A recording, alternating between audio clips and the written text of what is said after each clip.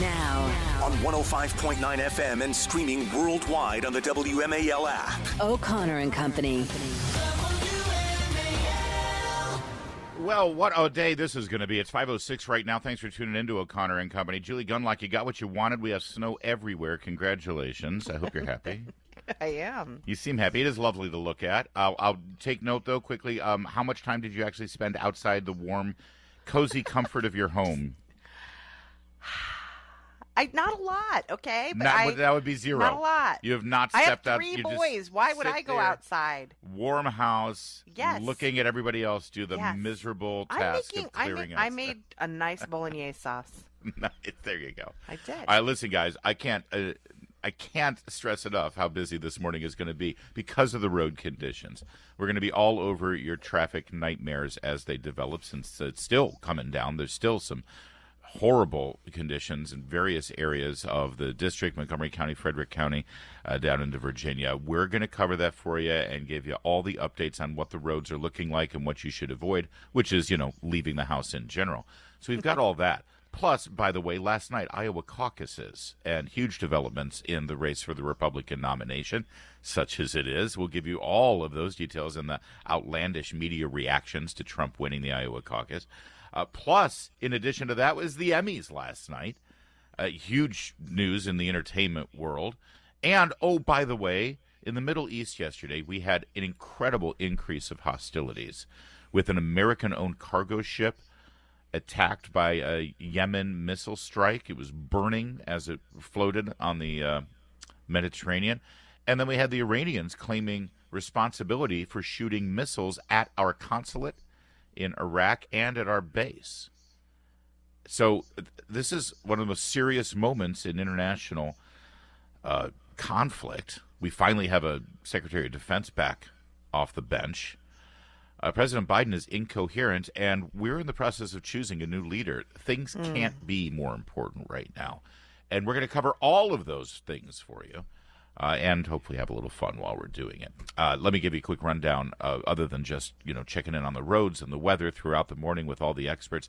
At 7:05, we'll also hear from Kurt Schlichter. He's got a new book about a domestic terror attack here. We'll get his observations of the political world. And at 8:35, Tom Bevan will tell us how things shake down in the race for the Republican nomination. Now that Vivek Ramaswamy has announced that he's dropping out, people are consolidating around Donald Trump, certainly it appears, as Vivek endorsed him, and Nikki Haley had not the night we were told she was going to have yesterday. Nope. What does that mean now going into New Hampshire? So, that's a lot. Nikki doesn't seem to be aware of that, but we'll get into that. And she doesn't.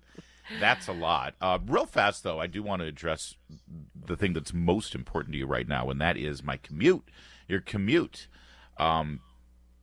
And I also want you to know, depending on when you leave this morning, we're going to be checking in all across the region. At 5:35, we'll speak with Maryland Highways on what the roads in Maryland are looking like right now, where the trouble spots are, where they're focusing most of their energies. At 6:05, we'll check in with Brian Vandergraff of WJLA, the meteorologist, who will give us the latest on when the current conditions will subside and what the outlook is for the next few days. Also at 6:45, we'll check in with VDOT as well and see what the roads in Virginia are looking like as well. Depending on where you are in Virginia, it's been different throughout the course of this storm that really started coming down in earnest in the afternoon yesterday. I did have to venture out. I had to drive in this, and even though the roads were pre-treated and it wasn't really heavy around, I think I was out around between 4 and 6 p.m., there was still fishtailing going on. There was still, even when they pre-treat it, there's just so much you can do. When you get that layer of snow, when it's at conditions just at freezing, when it melts, and then immediately if a gust comes and it'll turn to ice, you're going to have cars slipping around. And so it's already treacherous, and that was very early in this storm. Well, I always go out when it's sort of slushy like that, and it's the snow and the roads are starting to get covered. I don't always go out, but I'm not afraid to go out because I grew up in Midwest and Central Illinois, and so I'm very used to it. And so my son and I did a bunch of errands, and it was so funny. We walked into a barber shop to get him a haircut, and the barber shop were like, it was 4:00, and they said we only had one other customer because nobody drives, nobody goes out, and so it was a good day. It was actually a good day to do some errands because there were no lines. But I was fishtailing a little bit. And I'm not scared of it, and I'm Yeah. able to drive in those conditions. But yeah, I was feeling it as well. And let's not forget, it was 2 years ago last week when we had that nightmare on I-95. You Yeah, got I got stuck stuck. in that. I got You stuck. got stuck just heading back from D.C. to Alexandria. But Well, the- and I the was ripple one effect- exit away from getting stuck for 24 hours. Yeah. Because the problem was I couldn't access the exit ramps, and I took a chance at one of the last exit ramps before it got, those people were stranded on 95 for like 24 hours. Anyway, so yes, I definitely remember that. It was a really scary commute home. Yeah, and of course, Anne Arundel, Montgomery, Prince George's County are all closed, absolutely shut down. Frederick County Public Schools, they already had a scheduled day off Yeah. today. If you're staff in Frederick County, you're going to have a 2-hour delay, but apparently you still need to go in. Public schools in Calvert, Charles, and St. Mary's counties currently have a 2-hour delay. And then when you turn to Virginia, I mean, it would be easier to tell you who is here. Here's who's not closed. Winchester City Public Schools are going to open after a 2-hour delay. Those are some stalwart, tough people out there in Winchester Yeah, City. I don't know if you've yeah. visited. They're wait. Well, my We parents can lived open there it. for Give them years, 2 yeah. hours, and then we'll get there. Yeah. Meanwhile, Alexandria, Arlington, Culpeper, Fairfax, Falls Church, Fauquier, Frederick, Fredericksburg City, Loudoun County, Manassas City, Manassas Park City, Page County, Prince William County, Orange County, Shenandoah County, Stafford County, Warren County, all closed, and I did it in alphabetical order. You're so impressive. It was written for me. I know. I know, too. I wasn't going to tell. So, I mean, that's, and of course, Office of Personnel Management has said that they've closed the federal offices in the D.C. area. So if you're a federal worker, basically, if your kids are home, federal workers are home, listen, some of you have to go in. I get it. That's part of the duty, part of the job. Everyone else needs to stay out of there. So the people who really do have to go in don't have a tough time as they're trying to go in. 'Cause Well, it's not look, pretty. with because of COVID, we all know many people are capable of working from home now. So maybe that's a better option for people. Yes, absolutely. Jim Loke over at Fox 5 posted on social media, and obviously this is just his anecdotal experience, but he's on Wisconsin Avenue from Montgomery County in Bethesda to the D.C. line, which is very close to the radio station. He said it's a mess, absolute mess, which I don't get. That's a major thoroughfare, Yeah. and they've had a time. I mean, so listen, we'll talk to the Maryland Department of Roads guy and find out where the resources have been allocated and what's been going on. But as he continued past the D.C. line, right in Friendship Heights, where the radio station is, onto Massachusetts Avenue, past the vice president's residence at the Naval Observatory, that had been mostly cleared, but it's wet. And that means it could ice easily. Again, not just with the cold temperatures, but then you get one of those wind gusts in, and it'll flash freeze on you. And, of course, overpasses and bridges. And listen, you guys know the drill. But if you're new to the area, well, if this is your first snow because you just moved here 2 years ago and this hasn't happened, now you know. This is the day that if you don't have to be out there, you shouldn't be out there. That said, though, one silver lining to all of this. Lorenzo Hall on Channel 9 found a woman yesterday. Michael, this is cut number 1, if you can jump on this real fast. As you see the snow and you complain, and I complain about the snow a lot, this one woman, I love her. She is my spirit animal. She sees the upside of everything. Listen. We need at least 10 to 15 inches. Oh, come on. It will slow people down. Just think, carjackings will probably go to 0 because they can't run. This woman has a better idea about the crime problem in D.C. than Muriel Bowser and every person on the district council. I don't know who she is, but she's got to be our next mayor. It is 5:15 now. WMAL traffic and weather every 10 minutes. First on the 5s. I gave you the big picture. Here's Jamie Whitten with the WMAL, making sense of the headlines because common sense isn't so common. Download the WMAL app to stream us for free. Well, absolutely huge night, a historic night, a resounding success for Donald J. Trump last night in the Iowa caucuses as he not only obliterated his competition with a 30-point margin, But he also topped 50%. Now, this on a night, by the way, as we kept hearing from all of the reports, that it was going to be very, very cold. It was going to take just the diehardest of diehards to get out there and caucus all through the evening for their candidate. And the diehardest of diehards belong to Donald J. Trump in the Republican Party.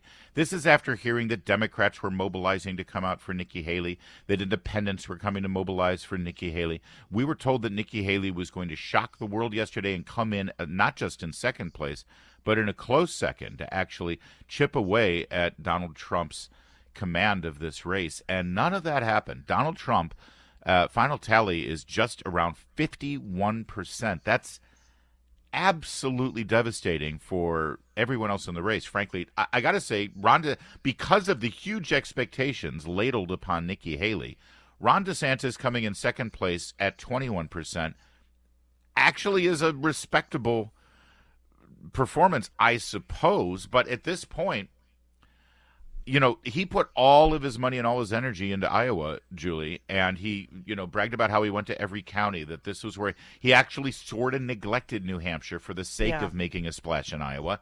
And he didn't. He came in second, yes, but 21% is barely a blip on the radar when you're looking at President Trump with over 50%. President Trump has been running this race against a huge slate of candidates. Yes, now it's basically down to 3 opponents, DeSantis, Haley, and Ramaswamy, and he still got over 50%. I don't see what we're doing here at this point.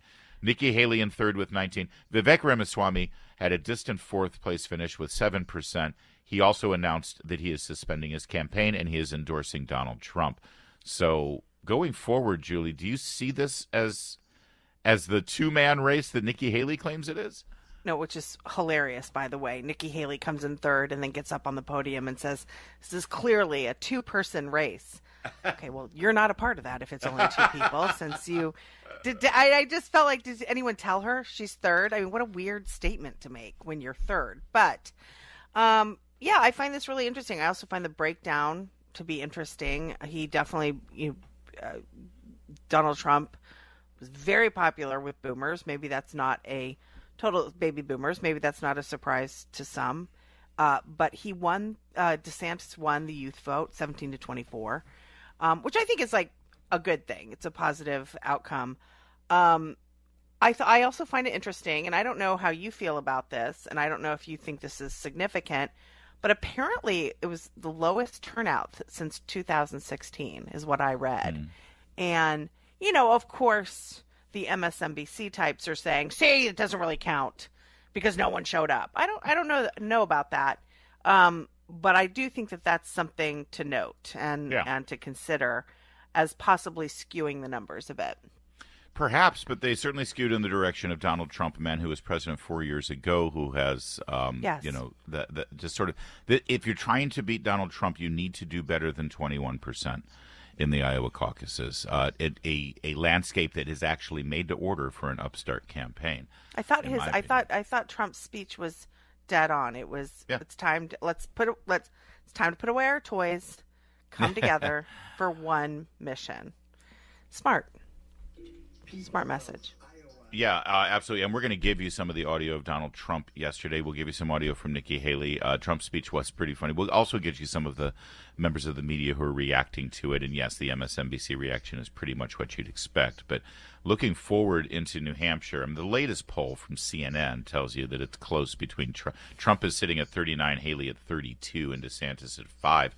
If you look at the Real Clear Politics breakdown, it's not quite that stark. Trump right now on the average of polls is at 43%, Haley at 29%. Christie is still on the radar, even though he has dropped out. DeSantis is right around 7%. Ramaswamy's at 5%, and he, of course, is out. As I told you, he's endorsed Donald Trump. So anyone who is committed in New Hampshire to Vivek Ramaswamy is not going to vote for Nikki Haley. You would assume maybe the Chris Christie vote goes Nikki Haley's way. And that's probably what you're seeing in her numbers growing a bit. One has to ask at this point what Ron DeSantis is doing in the race and whether his participation is still achieving his goal. He's got 2 goals. honestly, no. He's got one goal. He wanted to get the nomination. Some of these people have two goals.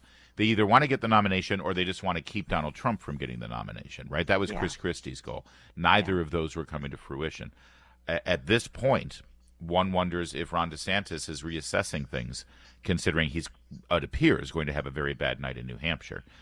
And if he drops out, where does his support go? I don't think it goes to Nikki Haley, but we'll see. There's more analysis on last night's stunning victory. Not stunning, actually, if you were paying attention, but I am stunned that he got over 50%. That, I think, is the key That's factor exactly right. Yesterday. Yep. Is that it's not, he was going to win. He was going to win by double digits. He got over 50%. He got over 50%. But think about the hostile, all the lawsuits, the hostile media. Right. I mean, it's just amazing.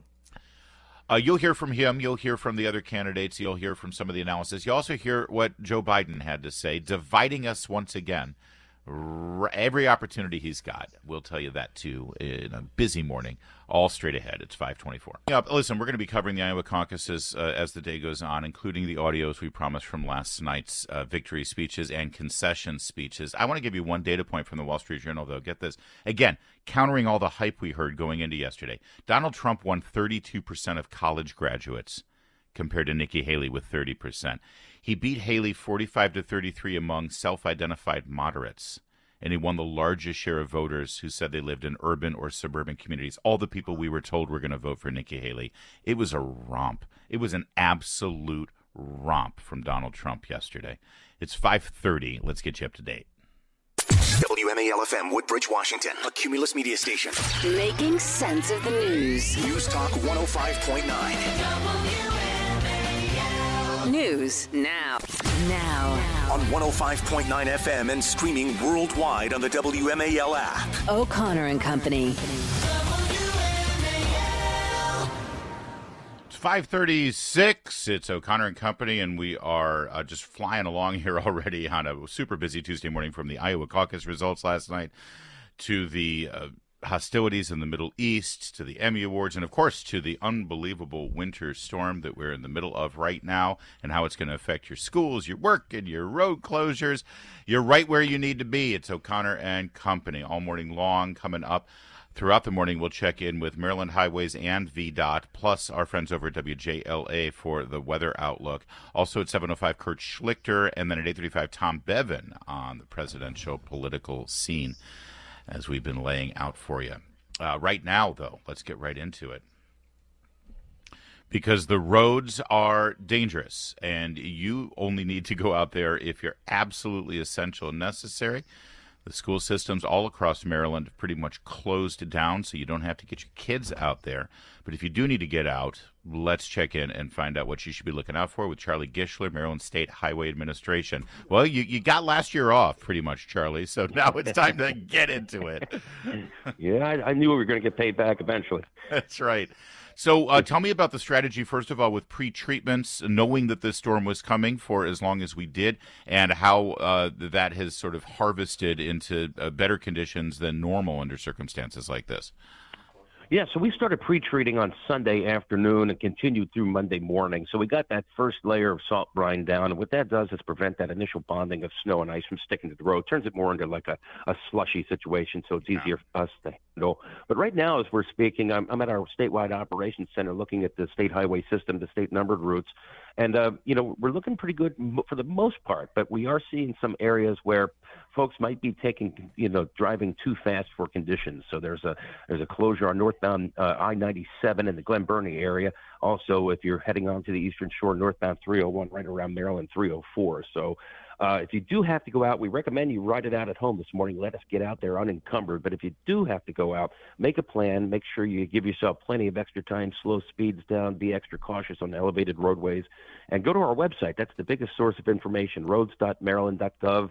You'll have our statewide transportation operations resource map, or STORM, on there, and that'll show you where the equipment is currently and where they have been for the last 30 minutes, and also access to hundreds of traffic cameras. So what are the plans for later in the week? I've seen that there's snow expected later in the week. What's the plan to reduce the danger of more snow on the roads? Well, we're watching whatever's going to pop up Friday into Saturday, and we'll be ready for it. We're planning accordingly. It depends on all the atmospheric conditions. We may have enough residual salt on the road to act as a pre-treatment, but we'll gauge that as we get closer to that storm. If the conditions are right and the storm's going to start as snow and not rain, we will pre-treat areas that don't have sufficient salt coverage, and then we'll just get all of our contractors in place and staged, ready to go before the first flakes hit the ground.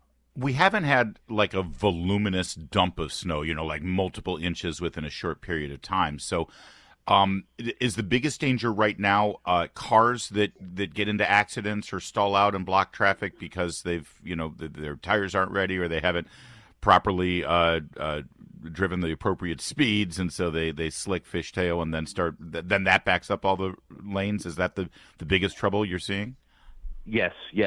Too fast for conditions, and you're exactly correct. Before you go out, make sure that your vehicle's winter ready, meaning you have decent tread on your tires. I mean, it makes it tough.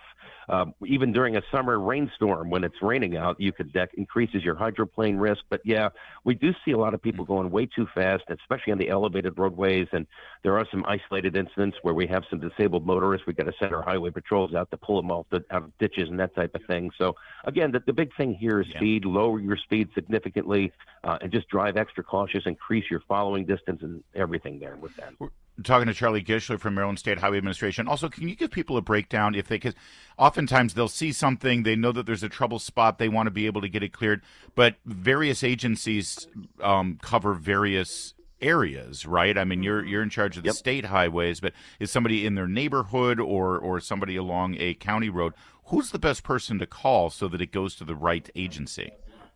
Yeah, so the Maryland State Highway Administration maintains the state-numbered non-tolled routes, like your Maryland 97, Georgia Avenues, I-270, the Capitol Beltway, of course.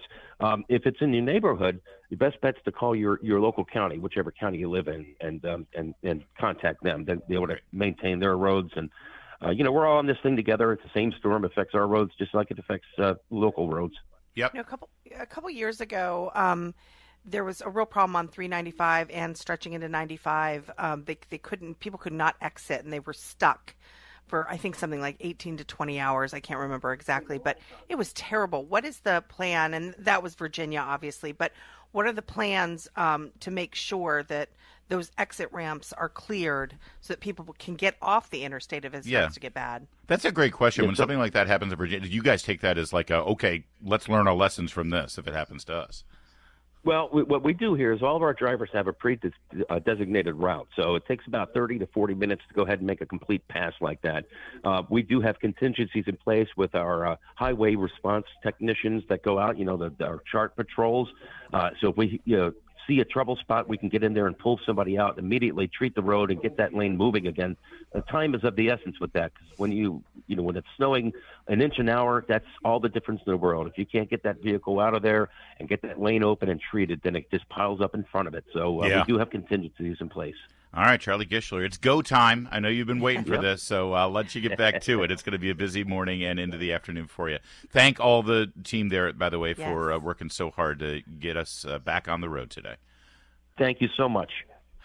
Well, this presidential campaign that we saw begin in earnest last night with the Iowa caucuses is happening in the background while very serious national security, international security events are playing out before our eyes. This couldn't be a more serious election, frankly, despite all the noise, despite all the lawsuits, despite all the attempted criminal trials against the former President Donald Trump. We have an absolute disaster in our Pentagon and in our State Department and in our White House, and our enemies are taking advantage of it. And yesterday was a perfect example of that. Iran is now claiming responsibility. I love it when they like take credit for horrific, violent terror attacks. It's like usually you commit something like that, and it's like, I don't know who did it. I didn't do it. Right. No. Iran's Revolutionary Guard said that they shot rockets at what they described as an Israeli spy headquarters in the Kurdistan region of Iraq. What it really was the U.S. consulate and part of the U.S. military base there. They said it's an airport. It was built by the American military, and it's used for military operations when necessary. The Iranian strikes came yesterday after Houthi terrorists sent drones and missiles after a U.S.-owned cargo ship in the region, shot at that ship. There was harrowing footage of that ship burning with all the cargo containers on the top of that cargo ship. By the way, Yemen, where the Houthis are located, Yemen has a cargo contract with China. They help facilitate Chinese cargo entities in that region. It's hard to separate China from all of these actions here, since they have a vested interest in dominating the seaways and sea passageways around the world.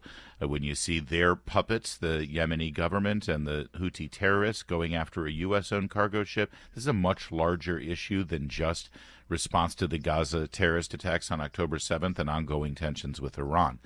That said, back to the Iran missile strikes, we gave $6 billion to Iran. Well, and one additional thing is 4 people were killed and 6 wounded in that strike on that American consulate. Well, and just how many times have we seen journalists say, "What is your message for the people of Iran?" right, to Joe Biden? And he always says the same thing: Don't, right? That we've seen that for months now. What's your message for Iran? Simple message: don't. Well, just the other day, he was asked again at doing some photo op at a coffee shop where he was barely able to stand upright. I've already delivered the message to Iran. They know not to do anything. There you go. I mean, I've already delivered the message to Iran. They know not to do anything. What do you want me to do? What do you want me to do? I delivered the message. And within 48 hours, they're taking credit for shooting missiles at our consulate in Iraq. But rest assured, we're in fine hands, because here's the statement, not from our Secretary. The Secretary of State, the Secretary of Defense, who now is finally out of the hospital, the President of the United States, the Vice President, none of them put out a statement yesterday. None of them got in front of a camera. But here's the spokesperson for the State Department, Matthew Miller, a towering intellect and absolute man of courage and virtue. He took to social media and put this out. Are you ready? Are you ready? Here's the American response to our consulate in Iraq getting shot with missiles from Iran. Here it comes. We strongly condemn Iran's attacks in Erbil and offer condolences to the families of the victims. We oppose Iran's reckless missile strikes and support the government of Iraq and the Kurdistan regional government's efforts to meet the aspirations of the Iraqi people. Well, there you go. We strongly condemn it, Julie. What more do you want? There. That ought to do it. I think that's all they can do, right, Larry? Strongly condemn. Strong. Listen, when it's the spokesperson for the State Department saying that they strongly condemn it, that's got to strike fear in the hearts of our enemies. Everything's fine. Yeah, everything's fine because the grown-ups are back in charge, right? That's what we always hear. The grown-ups are back in charge. Representative Mike. Go ahead. I was going to quickly say Representative Mike Waltz, who is an outspoken critic of the Biden administration's national security, said after the shooting of this ballistic missile at our consulate and our base, he said, enough is enough. This will continue until America hits back in a way that hurts Iran directly. And he's probably not wrong. But here's my concern. Biden is the kind of craven, bloodthirsty, maniacal politician who will use this. He will actually probably start some kind of military activity because he knows that the American people will support it and thus possibly help his election in November. It's got some real wag the dog possibilities here. But just to close the loop also on that cargo ship that was struck, no injuries have been reported. I just worry when I hear about these things about the crew. No injuries have reported, and the ship is actually on its way. It only had minor damage, but it doesn't take away the fact that it was struck. It was attacked. They shot. But again, Yemen shot a rocket at a peaceful U.S. cargo ship. A U.S. operated and owned cargo ship. But again, I just want to. Yeah, no, I appreciate that. Yeah, it's 5:54.